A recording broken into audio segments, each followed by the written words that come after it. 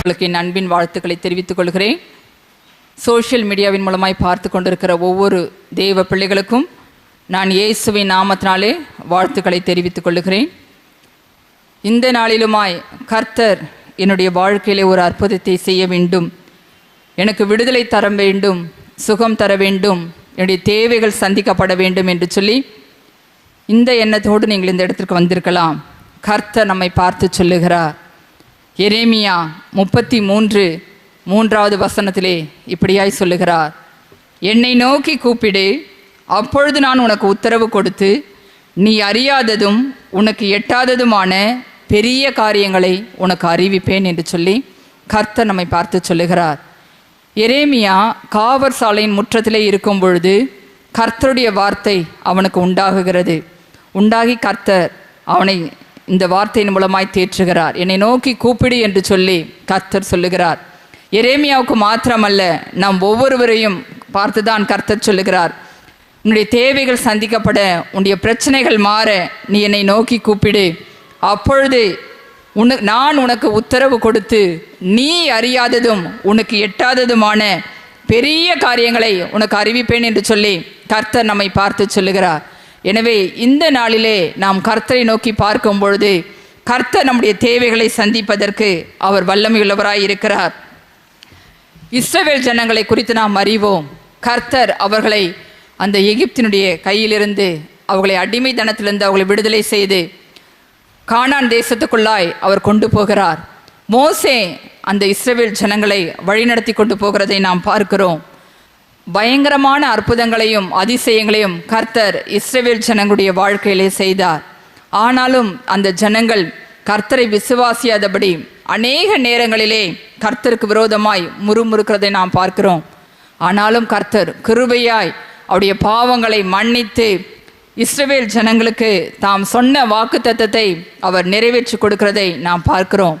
இந்த நாளிலுமாய் கூட கர்த்தர் இஸ்ரவேல் ஜனங்களுடைய வாழ்க்கையிலே என்னென்ன காரியங்களை செய்தார், அவர்கள் நினைத்ததை விட அவர்கள் அறியாத பெரிய காரியங்களை இஸ்ரவேல் ஜனங்களுடைய வாழ்க்கையிலே கர்த்தர் செய்தார். அதிலே 3 காரியங்களை குறித்து இந்த நாளிலே நாம் தியானிக்கலாம். கர்த்தர் எப்படி அவர்களை வழி நடத்தினார், எப்படி பெரிய காரியங்களை அவருடைய வாழ்க்கையிலே செய்தார் மோசேயின் மூலமாக என்று சொல்லி இந்த நாளிலே நாம் அதை குறித்து தியானிக்கலாம். முதலாவதாக யாத்ராகமம் 14ஆம் அதிகாரம் 10வது வசனத்திலிருந்து 23 வரையுள்ள வசனங்களை நாம் பார்க்கும் பொழுது இந்த இடத்திலே இஸ்ரவேல் ஜனங்கள் எப்படி சிவந்த சமுத்திரத்தை கடந்து சென்றார்கள் என்பதை குறித்து நாம் இந்த வேத வசனத்தின் வாயிலாக பார்க்க முடிகிறது. கர்த்தர் அவர்களை பலத்த கையினாலும் ஓங்கிய புயத்தினாலும் பெலிஸ்தரிடமிருந்து பார்வோனிடமிருந்து கர்த்தர் அவர்களை வழிநடத்தி கொண்டு வருகிறதை நாம் பார்க்கிறோம். இப்படி அவர்கள் வரும்பொழுது அவர்களுக்கு எதிராக, அந்த இஸ்ரவேல் ஜனங்களுக்கு எதிராக சிவந்த சமுத்திரம் வருகிறது. கர்த்தர் அவளை நடத்தின விதத்தை அவர்கள் பார்த்தார்கள். ஆனால் சிவந்த சமுத்திரம் வரும்பொழுது இஸ்ரவேல் ஜனங்கள் யோசிக்கிறார்கள், என்ன செய்வது என்று சொல்லி தெரியவில்லை. அது மாத்திரமல்ல, அந்த இஸ்ரவேல் ஜனங்களை பின்தொடர்ந்து பார்வோன் வருகிறான், அவருடைய ரதங்கள் வருகிறது, அவருடைய குதிரை வீரர்கள் வருகிறார்கள். இதையெல்லாம் பார்த்த பொழுது இஸ்ரவேல் ஜனங்கள் மிகுந்த கலக்கம் அடைகிறார்கள். உடனே அவர்கள் மோசேயை பார்த்து அவர்கள் முறுமுறுக்கிறார்கள், நாங்கள் அங்கேயே இருந்திருப்போம், எகிப்திலே இருந்திருப்போம், நீர் எங்களை அழைத்து கொண்டு வந்தீரே, இந்த வனாந்தரத்திலே நாங்கள் சாகிறதை பார்க்கிலும் நாங்கள் எகிப்தியரிடத்திலே அடிமையாக இருந்திருக்கலாம் என்று சொல்லி அந்த இஸ்ரவேல் ஜனங்கள் எல்லாரும் மோசேக்கு விரோதமாக முறுமுறுக்கிறதை நாம் பார்க்கிறோம். 12வது வசனத்தை நாம் பார்க்கலாம். இந்த இக்கட்டான சூழ்நிலையிலே மோசேக்கு என்ன செய்வதென்று தெரியவில்லை. உடனே அவர் கர்த்தரை நோக்கி கூப்பிடுகிறார், ஆண்டவரே, நீர்தானே இந்த ஜனங்களை அழைத்து கொண்டு வந்தீர், இப்பொழுது பார்வோன் அவனுடைய குதிரைகளோடு சகல ரதங்களோடும் அவன் பின்தொடர்ந்து எங்களை வருகிறானே, இந்த ஜனங்கள் கலக்கம் அடைகிறார்கள், நான் என்ன பதில் சொல்வது என்று சொல்லி அவன் கலங்கி கர்த்தரை நோக்கி கூப்பிடுகிறான். உடனே கர்த்தர் மோசேயை பார்த்து சொல்லுகிறார், நீ என்னிடத்தில் முறையிடுகிறது என்ன? நீங்கள் புறப்பட்டு போங்கள், நீ உன்னுடைய கோலை ஓங்கி உன் கையை சமுத்திரத்தின் மேல் நீட்டி சமுத்திரத்தை 2ஆக பிளந்து விடு என்று சொல்லி மோசேக்கு கர்த்தர் சொல்லுகிறார். உடனே பாருங்கள், மோசே அவன் என்ன பண்ணுகிறான், தன்னுடைய கையை நீட்டி அந்த சிவந்த சமுத்திரத்தை 2ஆக பிளக்கிறான். கையை நீட்டின பொழுது அந்த சிவந்த சமுத்திரமானது 2ஆக பிரிந்து போயிற்று. அது மாத்திரமல்ல, அந்த இஸ்ரவேல் ஜனங்கள் அந்த சிவந்த சமுத்திரத்தின் வழியாக அவர்கள் நடந்து போகிறதை பார்க்கிறோம். 21ஆம் வசனத்திலே இப்படியாய் சொல்லப்பட்டிருக்கிறது, மோசே தன் கையை சமுத்திரத்தின் மேல் நீட்டினான். அப்பொழுது கர்த்தர் ரா முழுதும் பலத்த கீழ்காற்றினால் சமுத்திரம் ஒதுங்கும்படி செய்து அதை வறண்டு போக பண்ணினார். ஜலம் பிளந்து பிரிந்து போயிற்று. இஸ்ரவேல் புத்திரர் சமுத்திரத்தின் நடுவாக வெட்டாந்தரையிலே நடந்து போனார்கள். அவர்கள் வலதுபுறத்திலும் அவர்கள் இடதுபுறத்திலும் ஜலம் அவர்களுக்கு மதிலாக நின்றது. பாருங்க, எவ்வளவு பெரிய காரியத்தை கர்த்தர் அந்த இஸ்ரவேல் ஜனங்களுக்கு செய்திருக்கிறார். அவன் மோசே ஒரு சாதாரண மனிதன்தான். ஆனால் அவன் தன்னுடைய கையை நீட்டின பொழுது கர்த்தர் அந்த சிவந்த சமுத்திரத்தை பிளக்கும்படி செய்கிறார். கீழ்காற்றினாலே அந்த சமுத்திரம் ஒதுங்கி 2 பகுதிகளாக நிற்கிறது. ஜலம் குவியலாக நின்றது என்று சொல்லி வலதுபுறத்திலும் இடதுபுறத்திலும் அவர்களுக்கு மதிலாக நின்றது. கர்த்தர் அவர்கள் நினைக்கிறதற்கும் அவர்கள் கொஞ்சம் கூட நினைத்து பார்த்திருக்க மாட்டார்கள் இப்படி ஒரு சூழ்நிலை உருவாகும் என்று சொல்லி. ஏனென்றால் அவர்கள் முறையிடுகிறார்கள், மோசையை திட்டுகிறார்கள், நாங்கள் வனாந்தரத்தில் சாகவா எங்களை கொண்டு வந்தீர் என்று சொல்லி அந்த இஸ்ரவேல் ஜனங்கள் அந்த மோசே இடத்திலே சண்டை போடுகிறதை நாம் பார்க்கிறோம். அவன் கர்த்தரை நோக்கி கூப்பிட்ட பொழுது கர்த்தர் பாருங்க ஒரு பெரிய அற்புதத்தை அவர் செய்கிறார். அந்த ஜலம் பிளந்து பிரிந்து போயிற்று. ஜனங்கள் வெட்டாந்தரையிலே நடந்து போனார்கள் என்று சொல்லி நாம் பார்க்கிறோம். தண்ணி பிளந்து போனால் அந்த இடத்துல சேரும் சகதியுமா இருக்கும். ஆனால் கர்த்தர் அந்த ஜனங்கள் நடப்பதற்கு ஒரு நல்ல ஒரு வெட்டாந்தரையை உருவாக்கி கொடுத்தார். அவ்வளவு பெரிய காரியத்தை கர்த்தர் இஸ்ரவேல் ஜனங்களுடைய வாழ்க்கையிலே செய்தார். அது மாத்திரமல்ல, இவர்களை பின்தொடர்ந்து அந்த பார்வோனும் அவனுடைய ரதங்களில் இருக்கிற சேனை வீரர்களோடு வருகிறார்கள். அவர்கள் வரும்பொழுது அவர்களும் அந்த சிவந்த சமுத்திரத்திலே வந்து விடுகிறார்கள். இவர்களை பின்தொடர்ந்து வந்து விடுகிறார்கள். உடனே கர்த்தர் சொல்லுகிறார், நீ உன்னுடைய கையை சமுத்திரத்தின் மேல் நீட்டு என்று சொல்லுகிறார். மோசே தன்னுடைய கையை நீட்டின பொழுது பாருங்க, அந்த பிளந்து பிரிந்து நின்ற அந்த ஜலமானது 2 மதிலாக நின்ற அந்த தண்ணீரானது அந்த பார்வோனையும் அவனுடைய சேனையும் மூடிக்கொண்டதை நாம் பார்க்கிறோம். இஸ்ரவேல் ஜனங்கள் கடந்து போகும்பொழுது அவர்கள் வெட்டாந்தரையிலே கடந்து போய்விட்டார்கள். அவர்களை பின்தொடர்ந்து வந்த அந்த பார்வோனும் அவனுடைய சேனைகளும் பாருங்க அந்த சிவந்த சமுத்திரத்திலே அமிழ்ந்து மாண்டு போனார்கள். ஒருவனாகிலும் தப்பவில்லை என்று சொல்லி வேதம் சொல்லுகிறது. அவ்வளோ பெரிய காரியங்களை கர்த்தர் இஸ்ரவேல் ஜனங்களுக்கும் மோசேக்கும் செய்தார் என்று சொல்லி நாம் இந்த வேத வசனங்களின் வாயிலாக அறிந்து கொள்ள முடிகிறது. எனக்கு அன்பான சகோதரனே சகோதரியே, இந்த நாட்களிலுமாய் கூட உங்களுக்கு விரோதமாய் பகைவர்கள் எழும்பி வரலாம். உங்களை விரோதித்து எப்படியாகிலும் உங்களை அழித்து விடலாம் என்று சொல்லி அவர்கள் உங்களை பின்தொடர்ந்து வரலாம். உங்களுக்கு விரோதமாய் பல காரியங்களை செய்யலாம். ஆனால் நீங்கள் கர்த்தரை நோக்கி ஜெபிக்கும் பொழுது, கர்த்தரை நோக்கி கூப்பிடும் பொழுது, அந்த எதிரிகளை எப்படி எகிப்து பார்வோனையும் அவருடைய சேனையும் கர்த்தர் மடங்கடித்து அவர்களை ஒன்றுமில்லாமல் நிர்மூலமாக்கி போட்டாரோ, அதே போல உங்களுக்கு விரோதமாய் எழும்பி வருகிற எல்லா பொல்லாத மனிதர்களையும் கர்த்தர் சங்காரம் பண்ணி உங்களுக்கு ஒரு அற்புதத்தை உங்களுடைய வாழ்க்கையிலே செய்வார். மோசே கர்த்தரை நோக்கி கூப்பிட்டான், கர்த்தர் அவனுக்கு உதவி செய்தார். அதே போல நீங்கள் நெருக்கத்தின் மத்தியிலே, பிரச்சனைகளின் மத்தியிலே, போராட்டங்களின் மத்தியிலே கர்த்தரை நோக்கி கூப்பிடும் பொழுது கர்த்தர் நிச்சயம் உங்களுடைய எதிராளிகளை மடங்கடித்து உங்களை பாதுகாப்பார். அது மாத்திரமல்ல, நீங்கள் சிவந்த சமுத்திரத்தை எப்படி அவர்கள் ஈஸியாய் கடந்து சென்றார்களோ அதே போல உங்களுடைய வாழ்க்கையில் காணப்படுகிற பிரச்சனைகள், போராட்டங்கள் எல்லாவற்றையும் தாண்டி செல்வதற்கு என் தேவனாகிய கர்த்தர் உங்களுக்கு இரக்கம் பாராட்டுவார். இரண்டாவதாக நாம் பார்க்கும் பொழுது கர்த்தர் எப்படி அந்த இஸ்ரவேல் ஜனங்களுக்கு பெரிய காரியங்களை செய்தார் என்று சொல்லி நாம் பார்க்கலாம். அதே யாத்ராகமம் 15ஆம் அதிகாரம் 22 26 வரை உள்ள வசனங்களை நாம் பார்க்கும் பொழுது இந்த இடத்திலே அந்த இஸ்ரவேல் ஜனங்கள் மாராவிற்கு வருகிறார்கள். சூர் வனாந்தரத்திலே வந்து அவர்கள் வரும்பொழுது அங்கு தண்ணீர் கிடைக்கவில்லை. அந்த தண்ணீர் கிடைத்த தண்ணீர் கூட அங்கே பாருங்க அது கசப்பாய் இருந்தது. அந்த ஜனங்கள், இஸ்ரவேல் ஜனங்கள் அந்த தண்ணீரை குடிக்க முடியாமல் மிகவும் கஷ்டப்பட்டார்கள். உடனே அந்த ஜனங்கள் மோசேக்கு விரோதமாக முறுமுறுத்து நாங்கள் எண்ணத்தை குடிப்போம் என்று சொல்லி மோசேயை அவர்கள் திட்டுகிறதை நாம் பார்க்கிறோம். அதற்கு முன்பாக தான் கர்த்தர் ஒரு பெரிய அற்புதத்தை செய்து அந்த பார்வோனிடமிருந்து கர்த்தர் அவர்களை விடுதலை செய்து அவர்களை கொண்டு வருகிறார். அதையெல்லாம் அந்த இஸ்ரவேல் ஜனங்கள் பார்க்கிறார்கள். ஆனாலும் தண்ணீர் கிடைக்கவில்லை என்று சொல்லி அவர்கள் வரும்பொழுது 3 நாட்கள் அவர்கள் தண்ணீர் கிடையாமல் அந்த வனாந்தரத்திலே நடந்தார்கள். அந்த கிடைத்த தண்ணீர் கூட அந்த மாறாவில் வந்தபோது அவளுக்கு தண்ணீர் கிடைக்கிறது.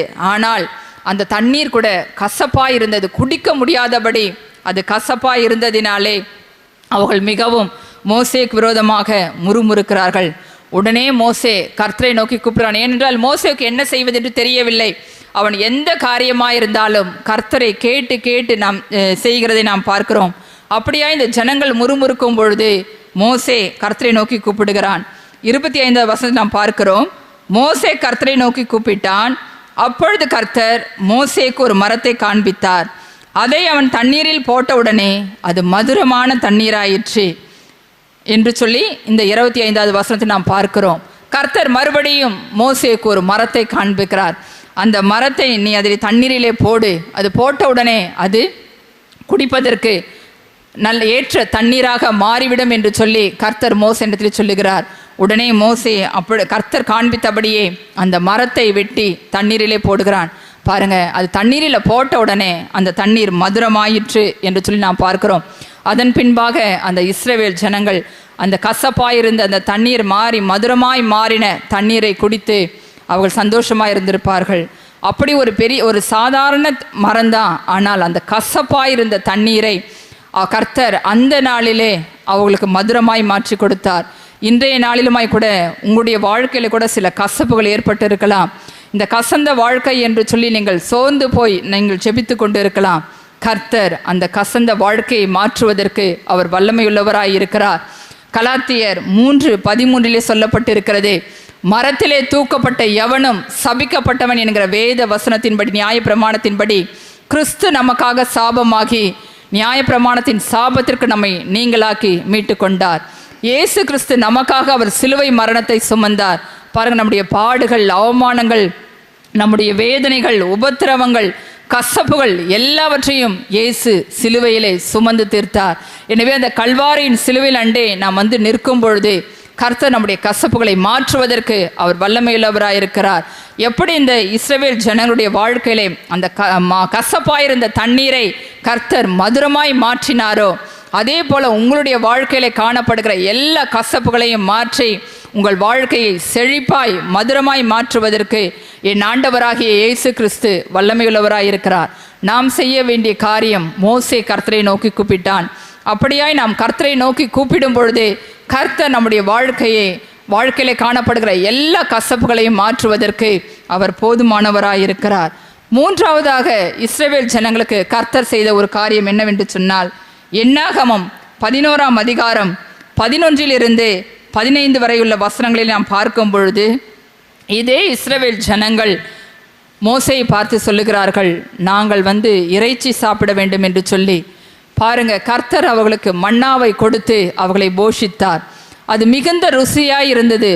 ஆனாலும் அந்த ஜனங்கள் சோர்ந்து போய், எத்தனை நாட்கள் தான் நாங்கள் மன்னாவையே சாப்பிட்டு கொண்டிருப்பது, எங்களுக்கு இறைச்சி வேண்டும் என்று சொல்லி மோசேயை பார்த்து அவர்கள் முறுமுறுக்கிறதை நாம் பார்க்கிறோம். மோசேக்கு என்ன செய்வது என்று தெரியவில்லை. உடனே அவர் என்ன பண்ணுகிறார், கர்த்தரை நோக்கி கூப்பிடுகிறார். 11ஆம் வசனத்தில் நாம் பார்க்கும் பொழுது, அப்பொழுது மோசே கர்த்தரை நோக்கி, நீர் இந்த ஜனங்கள் எல்லாருடைய பாரத்தையும் என்மேல் சுமத்ததினால் உமது அடியானுக்கு உபத்திரவம் வரப்பண்ணினது என்ன? உம்முடைய கண்களில் எனக்கு கிருபை கிடையாமல் போனது என்ன? இவருடைய பிதாக்களுக்கு நான் ஆணையிட்டு கொடுத்த தேசத்துக்கு நீ இவர்களை முளையுண்கிற பாலகனை தகப்பன் சுமந்து கொண்டு போவது போல உன் மார்பிலே அணைத்து கொண்டு போ என்று நீர் என்னுடைய சொல்லும்படி இந்த ஜனங்களை எல்லாம் கற்பந்தரித்தேனோ, இவர்களை பெற்றது நானோ என்று சொல்லி அவன் கர்த்தரை பார்த்து அவன் வேதனையோடு சொல்வதை நாம் பார்க்கிறோம். இந்த ஜனங்கள் எல்லாரும் அதன் கீழே உள்ள வசனங்களை பார்க்கும் பொழுது அவன் தன்னுடைய உபத்திரவத்தை, அந்த ஜனங்களால் அவன் படுகிற வேதனையை கர்த்தரிடத்திலே முறையிடுகிறான். நான் இந்த ஜனங்களை பெற்றேனா? இவர்களெல்லாம் என்னுடைய ஜனங்களால், நீர் தானே இவளை அழைத்து கொண்டு போக சொன்னீர். இப்பொழுது இந்த ஜனங்கள் இறைச்சி கேட்டு அழுகிறார்களே, நான் என்ன செய்வேன் என்று சொல்லுகிறான். அது மாத்திரமல்ல, இந்த ஜனங்கள் எல்லாரையும் நான் ஒருவனாய் தாங்கக்கூடாது, இது எனக்கு மிஞ்சின பாரமாய் இருக்கிறது. உம்முடைய கண்களிலே எனக்கு கிருபை கிடைத்ததானால் இப்படி எனக்கு செய்யாமல் என் உபத்திரவத்தை நான் காணாதபடிக்கு இப்பொழுதே என்னை கொன்று போடும் என்று வேண்டிக் கொண்டான். பாருங்க, அந்த அளவு நெருக்கம் மோசேக்கு. கர்த்தர் அவனை அழைக்கும் போது சொல்கிறான், அவன் கேட்கிறான், கர்த்தருடைய கண்களிலே எனக்கு கிருபை கிடைக்க வேண்டும் என்று சொல்லி யாத்ராகமம் 33ஆம் அதிகாரத்திலே சொல்லும் பொழுது 17வது வசனத்திலே கர்த்தர் அவனை பார்த்து சொல்லுகிறார், என் கண்களிலே உனக்கு கிருபை கிடைத்தது என்று சொல்லி மோசேயை பார்த்து சொல்லுகிறார்.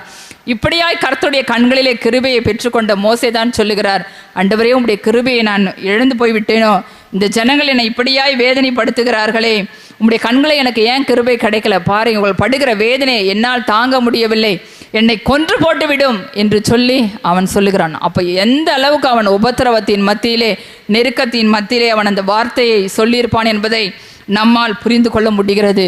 அவனுக்கு வேற வழி தெரியல, உடனே கர்த்தரை நோக்கி கூப்பிடுகிறான். கர்த்தர் சொல்லுகிறார், நான் அந்த ஜனங்களுக்கு இறைச்சியை கொடுப்பேன், அவர்கள் ஒரு நாட்கள் அல்ல 1 மாதம் வரைக்கும் அவர்களுக்கு இறைச்சியை கொடுத்து நான் அவர்களை போஷிப்பேன் என்று சொல்லி மோசேயின் இடத்திலே கர்த்தர் வாக்கு கொடுக்கிறார். அவனால் அதை ஏற்றுக்கொள்ள முடியவில்லை.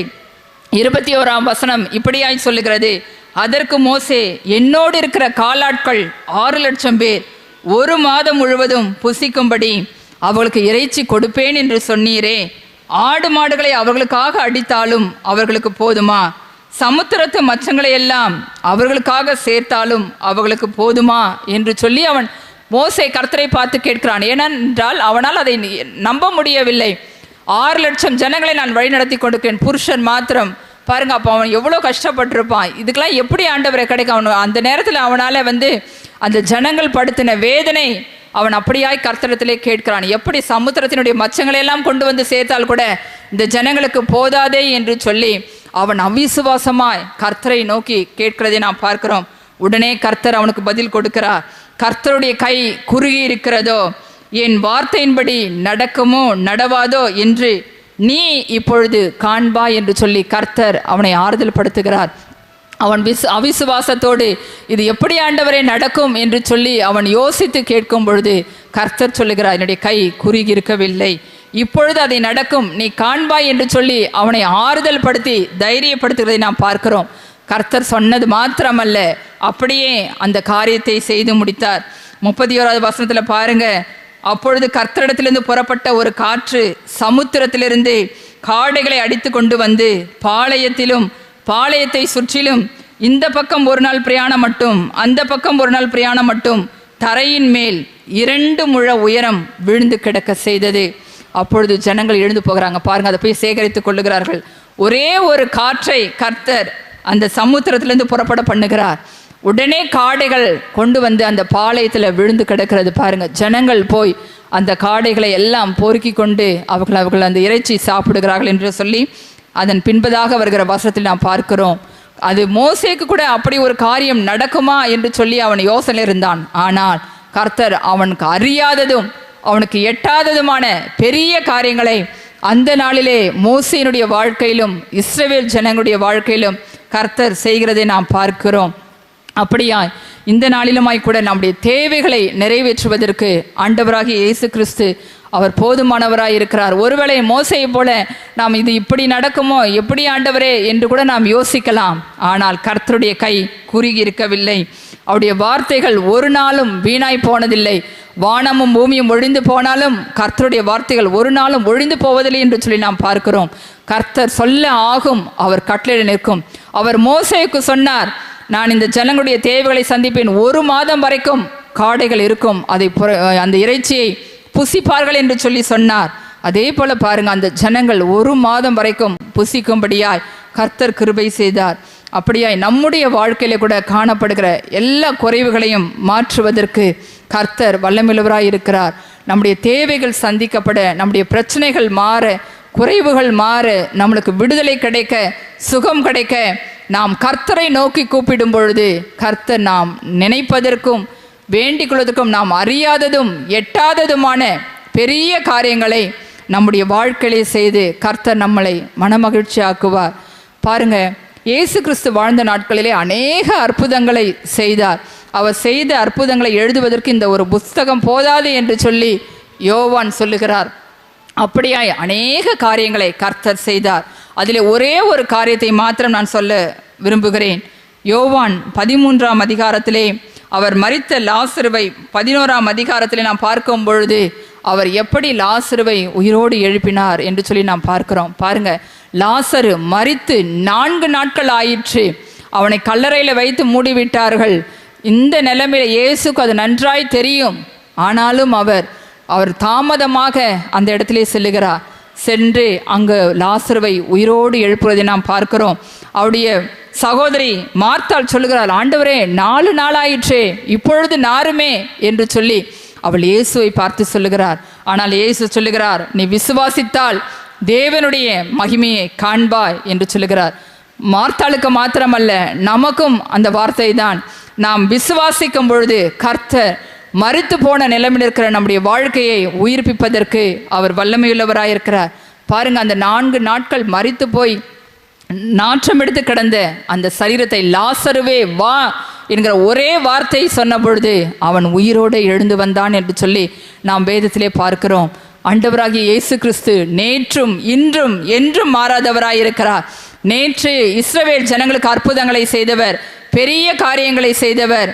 அது மாத்திரமல்ல, குறிப்பாய் அந்த லாசருவை உயிரோடு எழுப்பினவர் இன்று உங்களுடைய வாழ்க்கையிலும் பெரிய காரியங்களை செய்வதற்கு அவர் வல்லமையுள்ளவராயிருக்கிறார். நாம் செய்ய வேண்டிய காரியம், நாம் கர்த்தரை நோக்கி கூப்பிட வேண்டும். அப்படி இயேசுவை நோக்கி கூப்பிடும் பொழுது கர்த்தர் இந்த நாளிலே நமக்கு பதில் கொடுப்பதற்கு அவர் வல்லமையுள்ளவராயிருக்கிறார். உலக பிரகாரமான ஆசீர்வாதங்களை காட்டிலும் ரட்சிப்பு, பரிசுத்தாவின் அபிஷேகம் நமக்கு பெரிய காரியம். ஏனென்றால் நாம் பரலோகத்திற்கு கொண்டு போய் சேர்க்கிற அந்த ஒரு ரட்சிப்பின் அனுபவத்தை விட பெரிய காரியம் நமக்கு இந்த உலகத்திலே எதுவும் கிடையாது. எனவே நாம் ரட்சிப்பை வாஞ்சிக்க வேண்டும், பரிசுத்தாவினுடைய அபிஷேகத்தை பெற்றுக்கொள்ள வேண்டும். ஆவின் வரங்களையும் கனிகளையும் நாம் வாஞ்சிக்கும் பொழுது கர்த்தர் இம்மைக்குரிய காரியங்களையும் நமக்கு கொடுத்து ஆசீர்வதிப்பார். கர்த்தருடைய வார்த்தை சொல்லுகிறது, முதலாவது தேவனுடைய ராஜ்யத்தையும் அவருடைய நீதியையும் தேடுங்கள், அப்பொழுது இவைகள் எல்லாம் உங்களுக்கு கூட கொடுக்கப்படும். நாம் தேவனுடைய காரியங்களை, ரட்சிப்பை, அபிஷேகத்தை, அவருடைய வல்லமைகளை நாம் தேடும் பொழுது கர்த்தர் உலக பிரகாரமான ஆசீர்வாதங்களினாலே நம்மை ஆசீர்வதித்து உயர்த்துவார். இஸ்ரவேல் ஜனங்களுக்கு பெரிய காரியங்களை செய்தவர். மோசே நினைத்ததற்கும் வேண்டிக் கொண்டதற்கும் அதிகமாய் எண்ணற்ற காரியங்களை செய்த தேவன் இன்று உங்களுடைய வாழ்க்கையிலே பெரிய காரியங்களை செய்து அவர் உங்களை ஆசீர்வதிப்பார். கர்த்தர் அப்படி உங்களை ஆசீர்வதிக்கும்படியா நாம் ஜெபிக்கலாம். அன்பின் பரலோக பிதாவே, நன்றியோடு துதிக்கிறேன் ஆண்டவரே, ஸ்தோத்திரிக்கிறேன் தகப்பனே.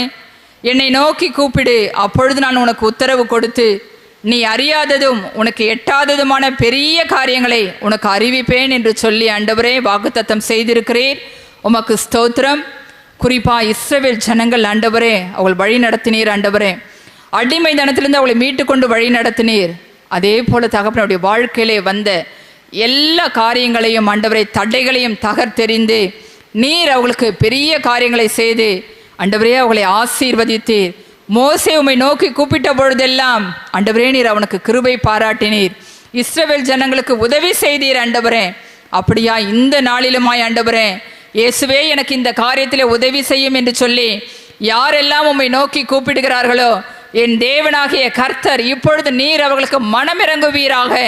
இஸ்ரவேல் ஜனங்களுக்கு இரக்கம் பாராட்டினீரே, ஆவிக்குரிய இஸ்ரவேலராய் இருக்கிற உம்முடைய பிள்ளைகளுடைய வாழ்க்கையிலே என் தேவனாகிய கர்த்தர் பெரிய காரியங்களை செய்யுங்க ஆண்டவரே. அப்பா, நீர் பெரிய காரியங்களை செய்கிற தேவன், ஒருவராய் பெரிய அதிசயங்களை செய்கிற தேவன் ஆண்டவரே.